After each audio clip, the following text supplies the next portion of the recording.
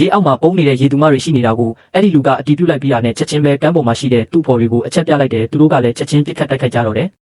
ရေသူမတွေကထိတ်လန့်ပြီးနေရာအနှံ့ထွက်ပြေးကြပေမဲ့လူသားတွေရဲ့မရက်မနာတိုက်ခိုက်မှုကြောင့်ရေထဲကနေခုန်ထွက်ပြီးကမ်းပေါ်တက်လာကြရတယ်ဒါပေမဲ့လူသားတွေရဲ့လိုက်ဖမ်းမှုကနေတော့မလွတ်မြောက်နိုင်ခဲ့ကြဘူးကံမကောင်းစွာနဲ့ရေသူမလေးတစ်ယောက်ဖမ်းဆီးခံလိုက်ရတယ်အဲ့ဒီလူကဆက်တစ်ခုကိုအသုံးပြုပြီးသူမကိုဒုက္ခပေးကခေါ်ဆောင်သွားဖို့ပြင်ဆင်နေခဲ့တယ်အရေးကြီးတဲ့အချိန်မှာသူမရဲ့အမကကဲတင်ဖို့စူးစမ်းခဲ့ပေမဲ့နောက်တစ်စက္ကန့်မှာပဲသူမလည်းလူဆိုးတွေရဲ့လက်ထဲကျသွားခဲ့တယ်အဲ့ဒီလူကရေသူမကိုဓာတ်နဲ့တိုက်ခိုက်ဖို့ရွယ်လိုက်ပေမဲ့ကံကောင်းစွာနဲ့ရေသူမကလင်းမြန်စွာတုတ်ပြန်နိုင်ခဲ့ပြီးရှောင်းတိန်ကရေထဲကိုပြန်ခုန်ဆင်းသွားနိုင်ခဲ့တယ်ဒါပေမဲ့လူဆိုးတွေကလက်မလျှော့ပဲသူမနောက်ကိုဆက်လက်ပစ်ခတ်လိုက်ကြတယ်ရေသူမကအသေးအတန်ထွက်ပြေးနေခဲ့ပေမဲ့သူတို့ကမရက်မနာလိုက်ဖမ်းနေခဲ့တယ်